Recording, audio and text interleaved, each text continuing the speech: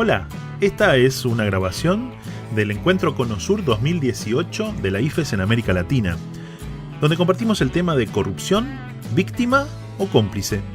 Este es el encuentro trienal de los movimientos estudiantiles de IFES América Latina en la subregión. ABUA en Argentina, ABU en Brasil, GBUCH en Chile, GBUP Paraguay y CBU Uruguay.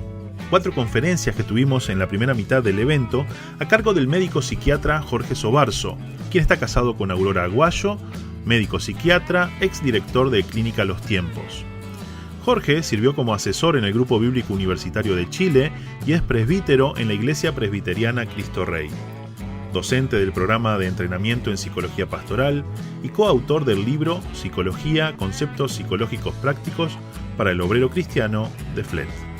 A continuación compartimos la tercera conferencia del día 17 de enero de 2018 con el título de La familia corrompida.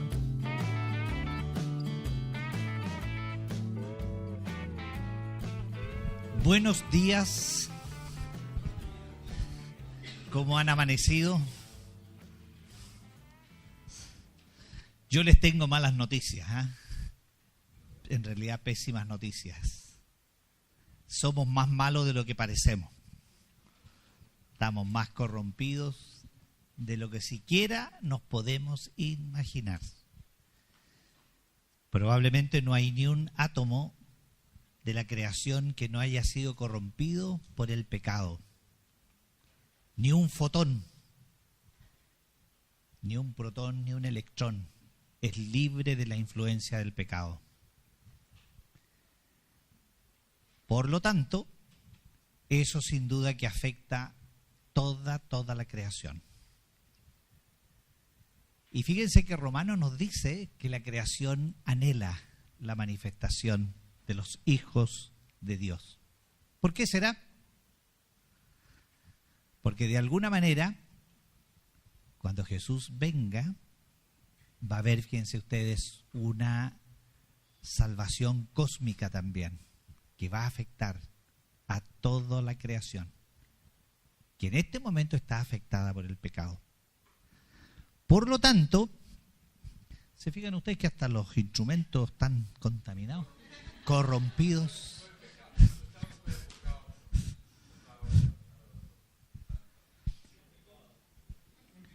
Vamos a hablar entonces hoy día de la familia, para entender un poco cómo es que se constituye la psicología del ser humano, ¿ya?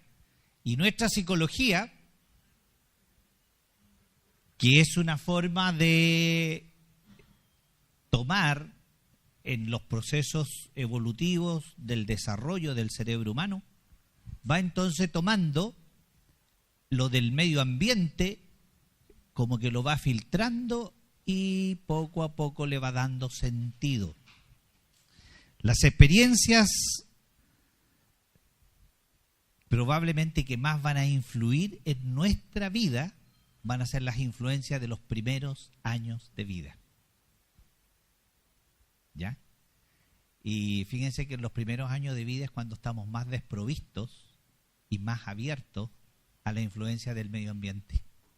¿Y cuál es ese medio ambiente que más entonces nos influye? Fíjense que ese ambiente que más nos influye es el ambiente de nuestra familia. ¿Quién ha tenido una familia normal? Gracias a Dios por nuestras familias. Gracias a Dios. Hasta con un papelógrafo yo podría funcionar, ¿eh? Ya, no, sí, no hay problema. No hay problema. Ya. Entonces lo que vamos a hacer hoy día que vamos a conversar entonces un poquito de la influencia de la familia en nuestra formación. Y ahí voy a usar, digamos, el concepto rogeriano de familia y de la influencia en la conformación de nuestra identidad. La identidad. La identidad es lo que yo soy. ¿Quién soy yo? Responde la pregunta ese concepto de identidad. La identidad entonces es ¿quién soy yo? Pero la pregunta que yo me tengo que hacer también es, ¿quién soy? ¿Para qué soy? ¿Cierto? ¿Y por qué soy el que soy? Claro, pero esto de hacernos preguntas de repente es medio complicado. Así que mejor, muchas gracias, arreglaron la corrupción. Ya. De tal manera de que las preguntas que uno se tiene que hacer, fíjense que tiene un objetivo. Entender mi identidad tiene el objetivo de poder narrar mi vida, tener una narración, tener una historia. ¿Cuál es tu historia? Eso es lo que tú eres. Tú eres tu historia.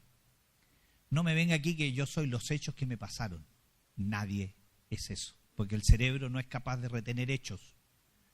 El cerebro retiene significados. Le da un sentido a los hechos. Ya los griegos se dieron cuenta de eso 400 años antes de Cristo. Que le teníamos miedo no a los hechos, sino que a los significados. Eso es lo que nos angustia.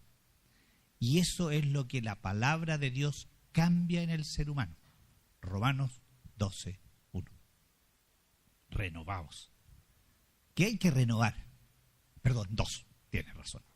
Es el 2. ¿Qué es lo que hay que renovar? El modo de pensar. La forma en que yo le doy significado a los hechos.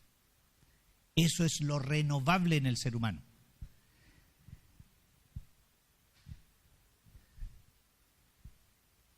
¿De acuerdo? Entonces, como a modo de entender esto nomás, esto no es cierto, esto es mentira, esto es una metáfora, ¿ya? Es para entenderlo. Con UCU de Colombia aprendí esto y que me ha ayudado mucho a poder aplicarlo en muchos talleres para entender el tema de la identidad. Probablemente más de algunos de ustedes ya lo ha visto y lo saben ya, así que voy a ir más o menos rápido.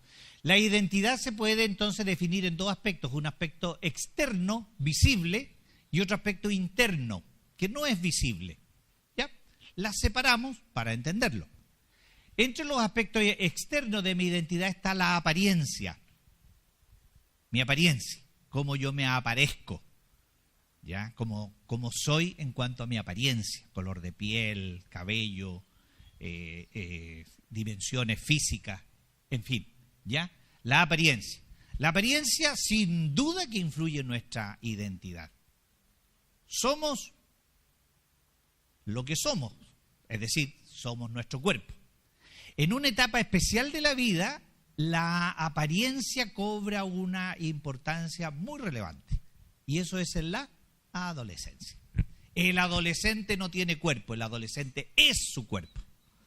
Entonces que le salió una espinilla, es su espinilla en ese momento. No es que tiene una espinilla, él se transforma en su espinilla.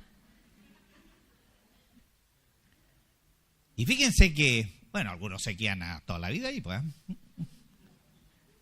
Por eso que es una etapa, fíjense que es compleja, y que da la posibilidad de que a través de la apariencia, el ambiente, como vamos a ver, la cultura, puede influenciar al adolescente a través de su apariencia.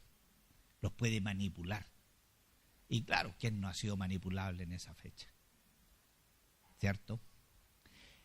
Pero también la identidad tiene que ver con las capacidades que yo tengo, que pueden ser habilidades o que pueden ser, fíjense ustedes, desde el punto de vista de mi capacidad intelectual. Y cada uno de nosotros más o menos tiene una idea de cómo son sus capacidades. El sistema escolar se encarga de achatarnos nuestras capacidades.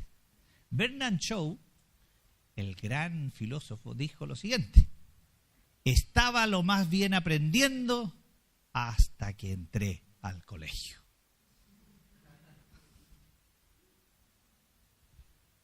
Por eso que hay una gran crítica entonces al sistema escolar en todas partes del mundo, cómo lograr potenciar las capacidades en el ser humano. Capacidades. Y otra cosa importante que define mi identidad es el estatus en el cual yo vivo. No, yo vivo en este barrio, yo me crié en este otro barrio, yo soy de tal ascendencia, etcétera, etcétera, etcétera. Todo aquello que nos llega de afuera, que es un legado, nos da, fíjense ustedes, un cierto estatus, que nos ayudan a sentirnos mejor, pero ojo, también nos ayudan a veces a sentirnos inferior a otros. ¿Ya? El estatus. Fíjense que esto es tan importante que hubo un trabajo en Estados Unidos donde con un dron tomaron una foto y había una zona, suponiendo que aquí ustedes fueron criados en un ambiente verde, como este que está aquí, y pasaba una avenida por medio y el lado de acá estaba absolutamente desprovisto de árboles y era una serranía con una polvadera impresionante. Fueron y estudiaron el desarrollo de los niños en esta etapa, en este lugar, donde todo era verde. Y el tramo era de, ¿cuántos serían? Unos 50, 100 metros. Más allá, tomaron también un censo de todos los niños que vivían en esta área. Tenían la misma lengua, las mismas canales de televisión, iban casi a los mismos colegios. No van a creer ustedes, los que estaban criados en un ambiente de tierra y de polvo tenían una menor capacidad intelectual que los criados en lo verde. ¿Lo pueden creer? Ese fue un dato sacado el año reciente, el 2015. Fíjense que nos impresiona entonces cómo somos tan, ¿cómo diríamos?, moldeables por el medio ambiente. Y cómo el medio ambiente los puede moldear de una manera que no nos damos cuenta. No sabemos. Pero fíjate que eso dio a entender entonces de que aquellos chicos que van a vivir y en un ambiente, ese ambiente, como diríamos, rico en estímulos, probablemente va a ser mucho mejor, gracias, su desarrollo cerebral. Y fíjese que esto está siendo trabajado porque es para todos los arquitectos, todos los que tienen que ver con trabajos de medio ambiente en una ciudad. ¿Cuántos arquitectos aquí hay? Probablemente deben saber esto que yo estoy diciendo. La influencia de la forma del medio, de los colores, en el desarrollo del cerebro. Es impresionante. Así que bien, porque ahí hay que ponerle y hay que trabajar mucho para mejorar. Por lo tanto, fíjense ustedes que nuestra identidad está siendo influenciada por aquellos aspectos externos y nos reflejamos nosotros de alguna manera. ¿De acuerdo? La identidad en los aspectos externos está influenciada por la cultura, por la subcultura, pero principalmente por la familia. Y aquí ubiquémonos en un niño, ¿ya? Cómo la cultura va influenciando, la cultura, aquello que se enseña de una generación a otra, las normas que se traspasan de una generación a otra, los utensilios, los deportes, la educación, todo eso es parte de nuestra cultura. Todo esto acuérdense que se los vamos a pasar en... ¿Ya? La subcultura tiene que ver entonces con esos aspectos de la cultura como la iglesia local, los vecinos, el mundo laboral, el movimiento universitario. También, fíjense que la subcultura va definiendo lo que es éxito, lo que es fracaso, lo que es bueno y lo que es malo. Y yo sin darme cuenta me voy adaptando a ellos. Y esto funciona igual que la anomia que veíamos ayer. Me da un estándar y yo me voy comparando a ese estándar. ¿Ya? ¿Cuál es el estándar que da el GBU? ¿Cuánto se llama el CBU? Ya, que dan el ABV, el GBUP. ¿Qué estándar dan? De tal manera que sin darnos cuenta, las personas que llegan nos miran y dicen, ellos pertenecen entonces a una forma, a una subcultura. Y a veces podemos captarlo y otras veces no. Estamos muy alejados de lo que sería el estándar para los otros. Pero la familia es el fundamento más importante en el desarrollo de mi identidad. Pero fíjense ustedes que hablar de familia, en Chile, el 52-54% de las familias son monoparentales. No sé, creo que con Uruguay compartimos las estadísticas, ¿ya? Y la pregunta viene, ¿qué cambios tan profundos viene ahora con el tema de la familia? La familia entonces de matrimonios igualitarios, que van a adoptar niños, ¿ya? Así que fíjense que vienen cambios profundos en el concepto de lo que es la familia, ¿ya? La familia provee la base emocional, o sea, todos los aspectos internos de mi identidad son provistos por mi familia. Provee los roles claves para mis roles en el futuro, que es ser papá, que es ser mamá, que es ser trabajador, que es ser hombre, que es ser mujer. Yo empiezo a mirar el mundo a través de mi familia. Mi familia me enseña a mirar.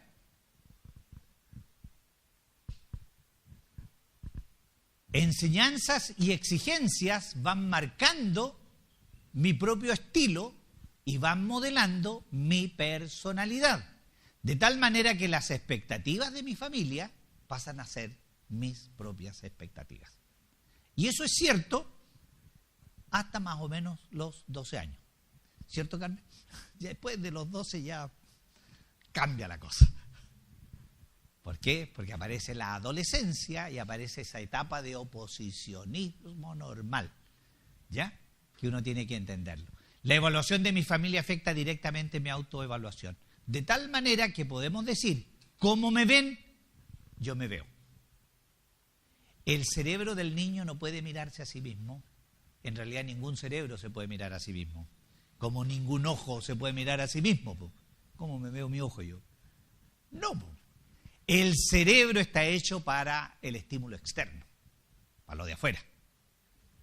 Kant decía entonces que la existencia está allá afuera. Y esa es la fuerza y la energía del cerebro, de la mente. La mente existe para afuera, no para adentro. ¿Ya? Por lo tanto, cuando yo salgo afuera, tengo que aprender a mirar aquello que está allá afuera. Y eso es un proceso evolutivo en el niño y es diferente de acuerdo a los estímulos que va recibiendo en cada familia. La familia me aporta dos cosas que son vitales. Un sentido de pertenencia. Yo pertenezco a esta familia. Y eso me da, fíjense, una calidad, una calidez y me ayuda a que mi lóbulo prefrontal se empiece a calmar. ¿Cómo me calmo si alguien no me calma? ¿Cómo aprendo yo a controlar el berrinche que hice si no hay alguien que me acoge y me calma? Por eso que en la familia podemos decir, mi familia es mi lóbulo prefrontal. ¿Me entienden? Si la familia me mira, oye, qué bien, te levantaste contento, oye, qué rico verte, qué bueno que pudiste calmarte. Me van dando la seguridad de que yo también lo puedo hacer. Y eso estimula yo puedo entonces. Y ahí viene el proceso de usar el lóbulo frontal. ¿Dónde lo aprendo a usar entonces? En la familia. Y ese proceso le llamamos proceso de disciplina. Tengo que controlar algo que hay en mí. Este Hulk que hay en mí, que quiere destruirlo todo. Mi familia, mis padres, mis hermanos, la nana, la empleada de la casa, que es la que cría a los hijos en Chile, la mitad de los casos, es una persona externa que está con los chicos. No están sus padres. Es la que va ayudando a que se empiece a desarrollar este estímulo aquí para controlarse. ¿Se entiende? El autocontrol. Y el autocontrol me lleva entonces, fíjense ustedes, a darme parte con este sentido de pertenencia. Yo pertenezco a esta familia. Pero no me puedo quedar en ese sentimiento hasta los 35 años. Tengo que ir desarrollando poco a poco esta tensión que significa sentirme que puedo avanzar a la independencia. Entonces, digámoslo al tiro, la familia me provee de dos cosas que son fundamentales. Una de ellas me da raíces y la familia tiene que darme alas. Ese es el equilibrio, raíces y alas. Entonces los aspectos positivos y negativos, el sentido de pertenencia. Pero como suele suceder, una madre y un padre que no están puestos de acuerdo, que están separados, entonces empiezan a manipular a los chicos para su propio beneficio y entonces este sentido sano de pertenencia se empieza a malograr. Y ahí empezamos con una serie de problemas. ¿Qué es lo que nos dan pega a los que trabajamos en salud mental? Por eso tenemos pega, ¿ya? Trabajo. Gracias. Integración de mi identidad con la de mi familia. Yo de alguna manera empiezo a tomar esta identidad familiar, lo empiezo a asociar con mi propia identidad.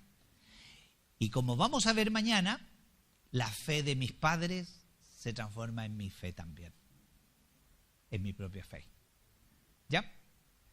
Y tenemos en nuestra cultura una dificultad en ser independiente. ¿Ya? En las culturas más europeas, norteamericanas, los niños salen más luego de la casa. En las culturas latinas, no salen de la casa. ¿Para qué estamos con cosas? No salen de la casa. Ya. Aquí vamos a ver entonces los aspectos internos de la identidad. Se entiende hasta ahora, ¿cierto? Es una clase de psicología de todo un año, ¿eh? Mis padres van a proveer este factor interno mío que tiene que ver, fíjense, con estos aspectos emocionales, psicológicos, y fíjense que no hay manera de que yo tenga este concepto de amor y aceptación si no fui amado y aceptado. Es decir, lo que en mí se gatilla es algo que tiene que ser estimulado de afuera. Viene de afuera. Y entonces una guaguita es esta, guaguita, ¿ya? Un bebé, a todo esto el bebé, imagínense ustedes las primeras, en la etapa recién nacido, primer mes de vida, ¿cuántas horas duerme un bebé? 18 horas. Ya, 18 horas. Fíjense que entonces el bebé lo que más pasa es durmiendo y despierta para comer, hacer sus necesidades y sigue durmiendo. ¿Ya? Y sigue durmiendo. Así que un bebé duerme. ¿Ya? No vamos a decir cómo eso se manifiesta en otras etapas, pero siguen durmiendo algunos, no se cansan. ¿Ya? Pero fíjense que entonces para que un bebé pueda sentirse confiado, necesita que la mamá le provea de amor y aceptación de una manera bien concreta, que le dé dos cosas. Uno, que le dé comodidad. Un bebé tiene que estar cómodo. Si tiene hambre, ¡guau! Tiene que llorar. Si tiene frío, va a llorar. Si está sucio, va a llorar. Si está incómodo, va a llorar. Entonces la gracia de una buena mamá o de un buen papá es que son capaces de escuchar. Ah, está llorando porque se hizo. Está llorando porque tiene hambre. Una buena mamá llega, fíjense ustedes, a interpretar hasta 50 tipos de llantos en su guagua. Ni más ni menos. Es el estándar que yo le pedí a mi señora. Antes de casarnos, le dije, ¿cuántos tipos de llantos reconoces en las guaguas? Era muy importante para mí, por mis hijos. Hay que elegir bien a la mamá. Llegó a 45 nomás, así que bueno. No. Algo que yo admiro en Aurora es precisamente eso. Ella tenía una capacidad para interpretar el llanto del Gustavo. Todo esto lo aprendí y lo practicamos con nuestro primer hijo, pues es el problema de ser el primer hijo. ¿Ya? Exactamente. La capacidad de saber. Yo ahí ansioso y todo, no me decía si está llorando porque está aburrido. Deja que se aburra. Yo estudiaba y mi señora era la que sabía. Ella sabe, innatamente. ¿Por qué? Porque también tuvo una buena mamá, que era muy, muy sensible en este sentido.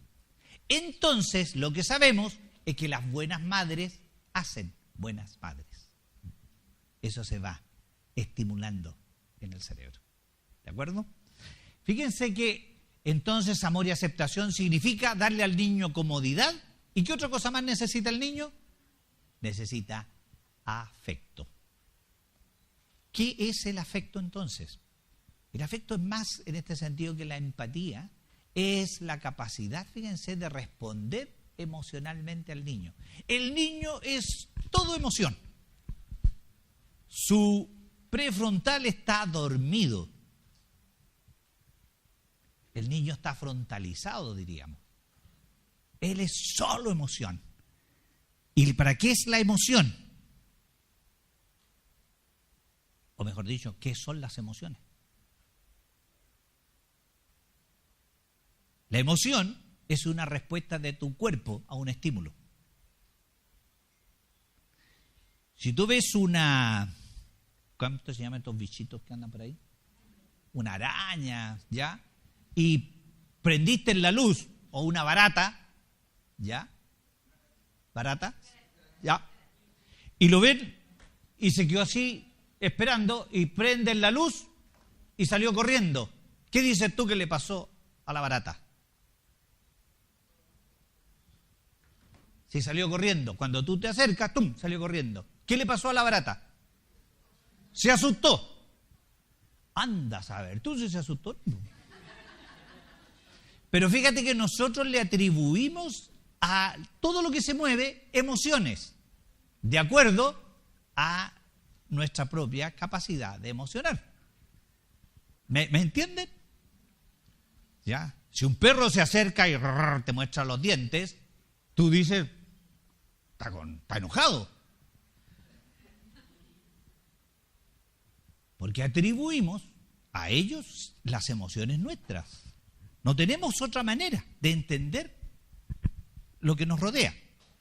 Pero fíjense que la atribución que le damos es por los gestos, es por la velocidad del movimiento o es porque se quedan petrificados.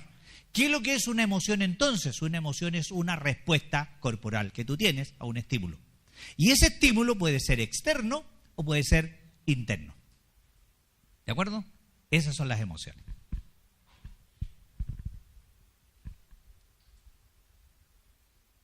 Hay emociones, hay afectos, hay emociones, hay sentimientos y hay lo que llamamos el ánimo. Eso constituiría el mundo afectivo. Y ese mundo afectivo ya está desarrollado en los niños. ¿Cuál es la diferencia entre una emoción y un sentimiento? el tiempo. ¿Cierto? La emoción es una reacción breve. ¿Cuánto dura una emoción? La última vez que te asustaste, ¿cuánto tiempo? ¿10 minutos? No, 2 horas ya no, ya. Eso ya fue escándalo, ya no, llama la atención. Tu cuerpo no puede estar más de 10 minutos en una emoción. ¿Ya? Por eso que los que tienen fobias, ¡guau!, reaccionan frente a una araña. Un tiempo se usaban estas terapias implosivas. Agarraban la araña, ¡pah!, se la ponían en la cara, ¡guau!, gritando. 10 minutos y la emoción se agota. ¿Y se mejora? Yo transformo la emoción en un sentimiento. ¿Por qué? Porque pienso que lo peor que me puede pasar es asustarme por la araña. Entiéndanlo bien esto, que les va a ayudar. Se van a evitar unas idas al psicólogo ahí, si lo entienden. Yo transformo una emoción en un sentimiento. ¿Cuándo qué? Cuando estoy pensando, ¿y si me aparece una araña por ahí? Me voy asustando entonces a mí mismo. Eso es un sentimiento. Para tener un sentimiento yo tengo que decirme cosas. Yo conocí a una vendedora de una librería y pasaba a ver libros yo ahí, libros cristianos, a todo esto, libros cristianos. Y después no sabía si era por la vendedora o por los libros cristianos. Hasta que alguien una vez me hizo notar de que yo iba demasiado a la librería. Entonces yo pensé, ¿por qué voy a la librería?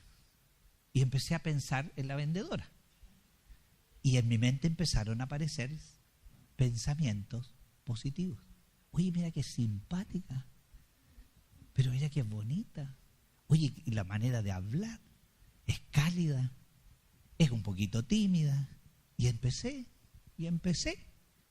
Y de ahí surge el sentimiento del enamoramiento. Nos enamoramos. ¿Y por qué nos enamoramos? Porque nos decimos cosas positivas del otro. Si te quieres desenamorar, haz cosas negativas del otro. Así de sencillo. Haz una lista de todas las cosas negativas del otro y en 3 meses te desenamoraste. Amor y aceptación.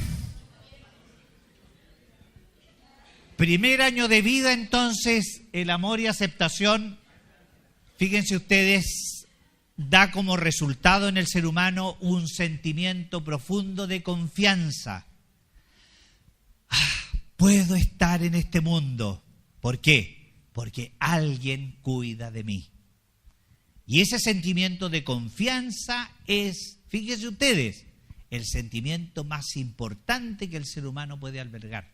Es la base de todo el desarrollo evolutivo que viene hacia adelante. Puedo vivir en este mundo confiado. Eso es lo que Roger y los psicólogos positivistas llamaron la confianza básica. Confianza básica. ¿Ya? Segundo año de vida. Yo empiezo a tener entonces ahí un sentimiento de valor. De ser un reptiliano y de gatear, paso a la infantería. Segundo año de vida, empiezo a caminar. Más inquieto. Ahí empiezan los problemas ya en la casa. Y ahí fíjense que me confieren este sentimiento de valor de acuerdo a cómo me traten. Y ahí viene un aspecto importante, cómo me tratan, porque aquí viene entonces la aplicación de la disciplina. Una disciplina sana, una disciplina que corrige la conducta, una disciplina que refuerza a la persona como tal. Me van dando un sentimiento de valor. Yo soy valioso. Valgo. Pero si es una disciplina coercitiva, autoritaria, que más bien me corrige a mí, pues no sé qué nos da con los papás que hay que corregir al chiquillo. Lo que corregimos son conductas. Los seres humanos somos como somos.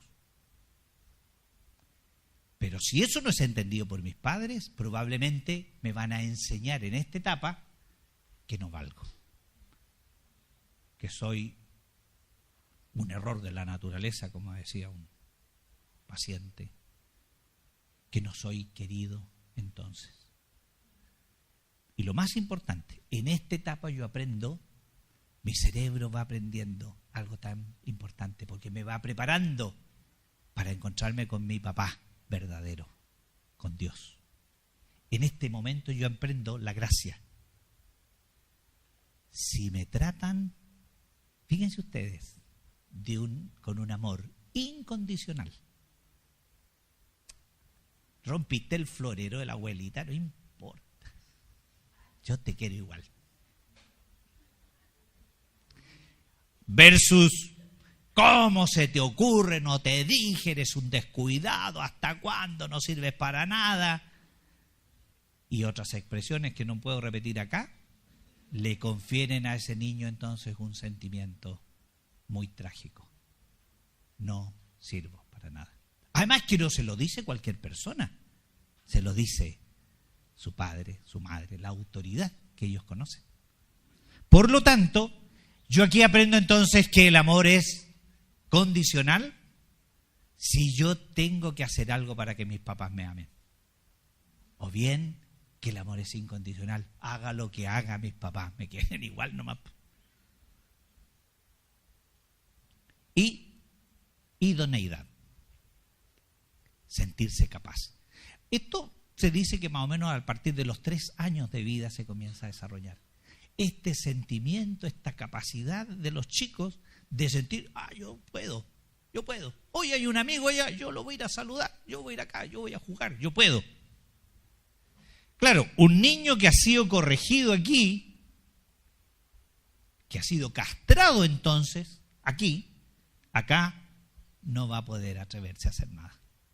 Va a ser temeroso, timorato, extraordinariamente tímido. Y fíjense que va a ser extraordinariamente ansioso. No porque se ha esto a pasar esto, otro se va a pasar esto allá, y siempre anda calculando no sé qué cosa, pero calcula cosas. La ansiedad. ¿Ya? Fíjense que entonces para que mis aspectos internos de mi identidad puedan desarrollarse en equilibrio, necesito una familia, unos padres, unos cuidadores, que puedan darme entonces estas 3 cosas. Amor y aceptación, valor, idoneidad.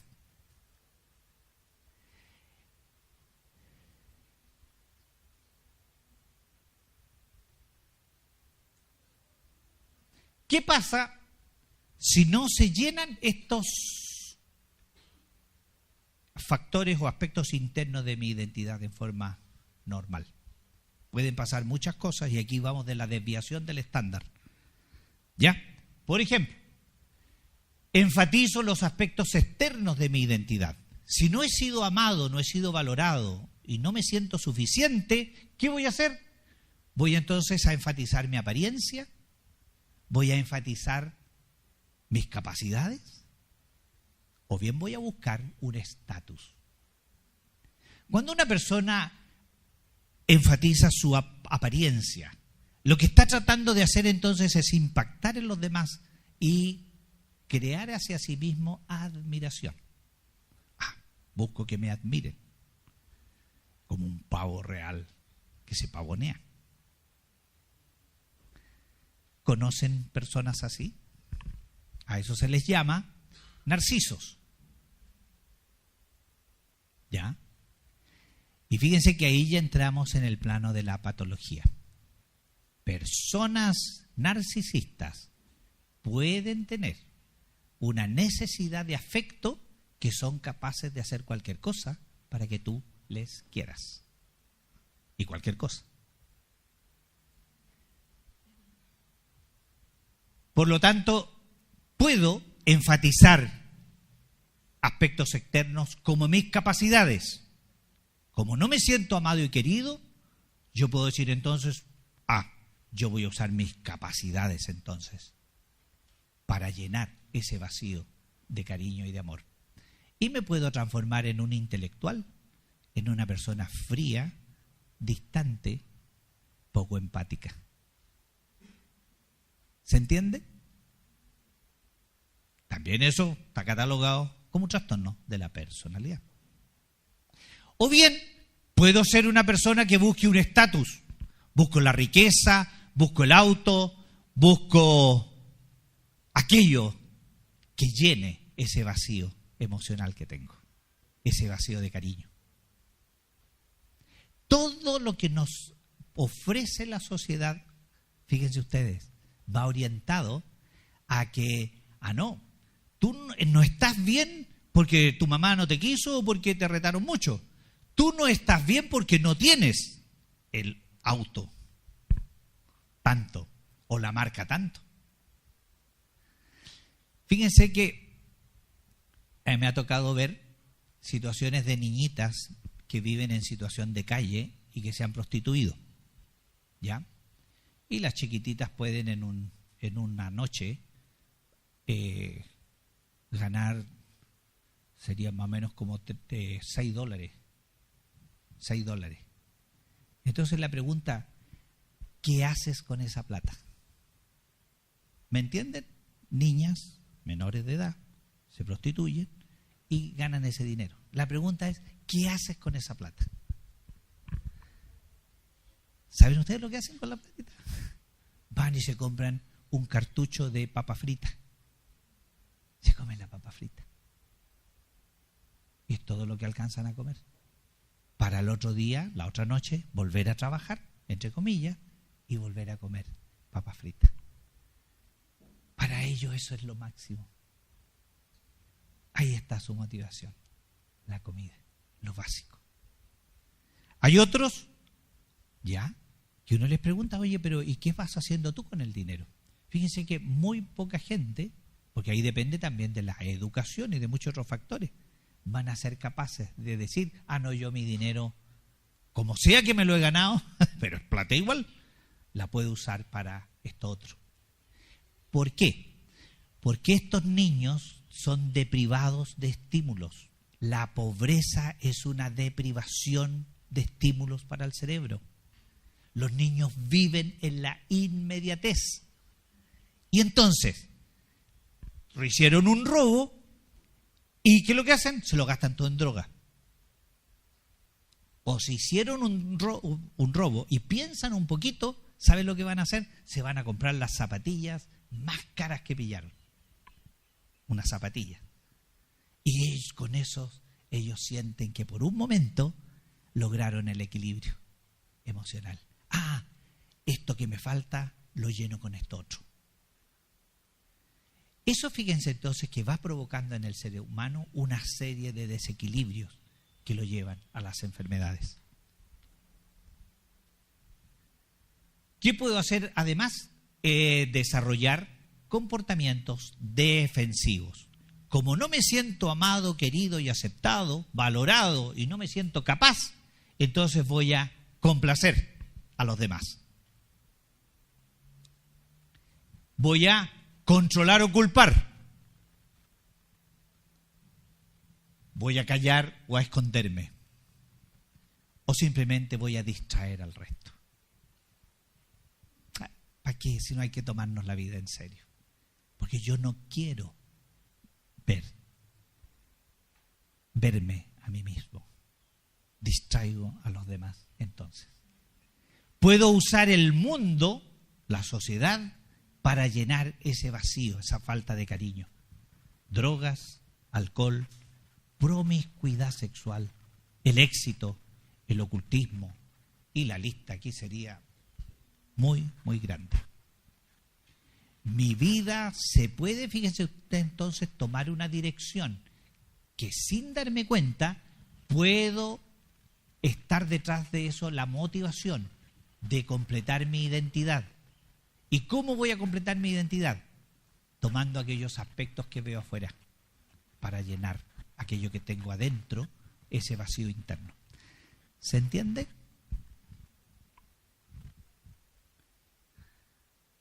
Resumen entonces, esto sería nuestra identidad, aspectos externos, aspectos internos. Los aspectos externos, la apariencia, las capacidades y el estatus. Los aspectos internos, amor y aceptación, sentido de valor, idoneidad. ¿Dónde se construye esto? Primeros años de vida en la familia, en una relación. Estos niños que se han encontrado en la selva, hay 2 casos documentados en la historia, de estos niños lobo le llaman, que son encontrados en la selva, ellos nunca alcanzan a tener un desarrollo normal, lamentablemente. No hay lenguaje en muchos de ellos, y en muchos de ellos la capacidad de amar está extraordinariamente restringida. El mamífero humano, como todos los mamíferos superiores, necesita otro mamífero para el desarrollo. No somos como una ameba que se desdobla de la otra y ¡pum!, sale y aprendió todo lo que tenía que aprender. No necesita más. No, nosotros estamos abiertos al ambiente y al cuidado o al descuido del ambiente. ¿De acuerdo? ¿Por qué fue que puse esto aquí? Pero solo leo. Este señor es un pastor anglicano del principio del siglo XX, ¿ya? Su historia es bien interesante. El mal no es más que la sombra que en este mundo siempre acompaña al bien. Puedes tener un mundo sin sombra, pero ese es un mundo sin luz. Un mundo opaco y crepuscular. Si aumentas la intensidad de la luz, debes conformarte con obtener una oscuridad más intensa y un contorno más preciso y definido, la sombra que le acompaña. La filosofía del bien y del mal. Ya les voy a contar el por qué lo puse ahí. ¿Qué pasa cuando decimos, Señor, tengo conciencia que he pecado y nos acercamos a Dios? Los padres son como la ley. La ley es un ayo, es una nana que nos lleva a Cristo. Nuestros padres también nos van sensibilizando al verdadero papá. De tal manera, Dios, lo represento así, porque no se me ocurre de otra manera, el Padre me comunica amor y aceptación. Me siento tan amado y proyecto, ¿cierto?, en esta idea de Dios Padre, aquella idealización que aprendí de mis papás naturales. La proyecto entonces hacia Él. Y para algunos les va a ser muy fácil entender a este papá Dios, a este papito, como le dijo Jesús, Abba Padre. Pero a otros les va a ser sumamente difícil entender a Dios como papá. ¿Por qué? Por su experiencia previa. El Hijo, Jesús, me da este sentido de valor. ¿Por qué? Yo, no mereciendo nada, absolutamente nada, Él me rescató, pagó el precio. ¿Cuánto vale tu pecado? Aquí está saldado. Señor, gracias, no nos queda otra cosa. La gracia de Dios aplicada en este amor incondicional. Él viene a pagar el precio por nosotros. Por lo tanto, me confiere este sentido profundo de valor. Soy valioso. Carl Rogers dijo que lo más importante en el mundo es que alguien te ama. Eso no lo dijo un predicador, eso lo dijo Carl Rogers, que no era cristiano. O sea, fue cristiano y después se hizo agnóstico. Y después terminó en el budismo, Carl Rogers. Si alguien me ama y ese alguien es el Dios creador de todo, me da entonces un sentido de valor y que se manifiesta en que Él paga la culpa que yo tengo. Y el Espíritu Santo me da la suficiencia y el poder para vivir la vida cristiana. ¿Se entiende? Dios se adapta a nuestra psicología. No puede ser de otra manera. Si Él nos creó así. Y fíjense que la palabra de Dios es extraordinaria porque los pasajes de la Biblia, aquí le podemos llenar de puros pasajes bíblicos, la idea entonces es esta: yo soy aceptado por Dios Padre, soy valorado por su Hijo, muriendo Él en la cruz por mí, y el Señor prometió su Espíritu Santo hoy día ya, que me acompaña y que está morando en mí. Por lo tanto, como decía John White, somos híbridos. Tenemos dos naturalezas. Hay una naturaleza en mí que es la humana, que ha sido influenciada por toda mi familia, mi cultura, mi subcultura, pero también ahora tengo una naturaleza divina. Y yo no puedo entender más allá que eso. Y eso lo aceptamos por fe. ¿Cuándo predomina una naturaleza y cuándo predomina la otra? La palabra de Dios en el Nuevo Testamento nos dice y nos recomienda que hagamos morir la carne. ¿Para qué? Para que nuestra naturaleza divina pueda crecer en nosotros. Y ese es el camino de la santificación.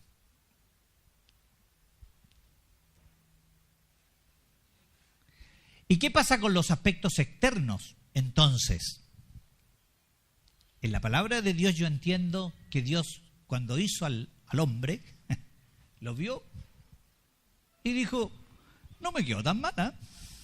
Bueno, algunos dicen que por eso hizo a la mujer después, pero bueno. De tal manera que mi apariencia más bien tiene que ver con aspectos más de mi carácter. Y mi apariencia es buena en tanto yo acepto mi propia apariencia. Yo tengo que reconciliarme con mi cuerpo. Yo soy mi cuerpo. Pregunta, ¿por qué es tan importante el cuerpo? ¿Qué va a resucitar? ¿Dónde me encuentro yo con Dios? ¿Dónde Dios se encuentra conmigo? En el cuerpo. ¿Por qué entonces es tan importante que yo tenga una buena relación con mi cuerpo? Porque es importante que lo cuide, porque es importante que tenga presente a mi cuerpo. Porque ¿saben qué? No es mío. Porque como fuimos comprados, ya no nos pertenecemos. Y más todavía, cuando nos casamos, yo renuncié también a mi propio cuerpo. Esa es la profundidad del matrimonio. En el matrimonio, ojo los solteros, pierdes tus derechos humanos. Esa es la letra chica que nunca nos dicen. Pierdes humanos, más o menos. Pierdes tus derechos. Porque es típico cuando un matrimonio viene a consejería y te dice entonces, no, es que yo con mi pareja no me puedo desarrollar. Bueno, ¿qué es el problema? No me puedo desarrollar. Bueno, eso mismo es lo que tú dijiste, que ibas a unirte con tu pareja y que lo más importante no era tu desarrollo, era el desarrollo de la pareja, velar por el otro. Así que perdemos nuestros derechos. Jesús nos rescató y perdemos nuestros derechos. Por eso que hay dos tipos de esclavitud. La esclavitud a Cristo, que es la mejor de todas, y la esclavitud a no Cristo. Y eso es el infierno, donde tú eres libre de hacer lo que tú quieras. ¿Se les puede a ustedes imaginar lo que será eso sin Cristo? Es solo libre para odiar, para matar, para corroer, para corrompernos cada vez más. Es el Señor nuestra sal y nuestra luz, nuestra vacuna, nuestro antibiótico contra la corrupción. Y el Espíritu Santo está en nosotros. Ahí hay una lucha, centímetro a centímetro, milímetro a milímetro, donde el Señor va cautivándote y atrayéndote hacia Él a través de su gracia. Nosotros no nos damos cuenta. Día a día, la naturaleza, todo nos grita acerca del Señor. Dice C.S. Lewis, su palabra nos habla. Pero ¿qué es lo que más nos habla acerca de Dios? El sufrimiento, la corrupción. Ahí me acordé, por eso es la frase que les puse. No hay luz sin sombra. Por eso que es necesario, en tanto estemos en vida, sufrir. A más sufrimiento, más resalta la gracia de Dios. Por eso que los cristianos nos deprimimos, nos psicotizamos, tenemos trastornos de personalidad, somos psicópatas y seguimos siendo cristianos. Porque la gracia de Dios es inconmensurable. No hay nada que Dios no pueda redimir. Por eso que yo no puedo decir frente a ningún ser humano que se me para frente a mí, no, este no tiene vuelta. ¿Quién soy yo para decir eso? Simplemente tengo que decir, hermano, ¿estás sufriendo? Yo no lo sé. Ni voy a defender al Señor. ¿Quién soy yo para defenderlo? Lo único que yo sé es que tú estás así para que yo pueda ayudarte. Dios nos está constantemente hablando a través de la corrupción. Entonces,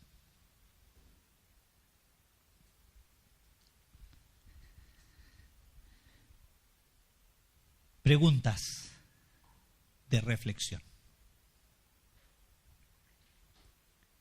¿Qué significa para ti basar tu identidad en Cristo? ¿Qué aspectos positivos puedes resaltar de tu propia familia? ¿Qué aspectos positivos ves en tu iglesia y grupo local?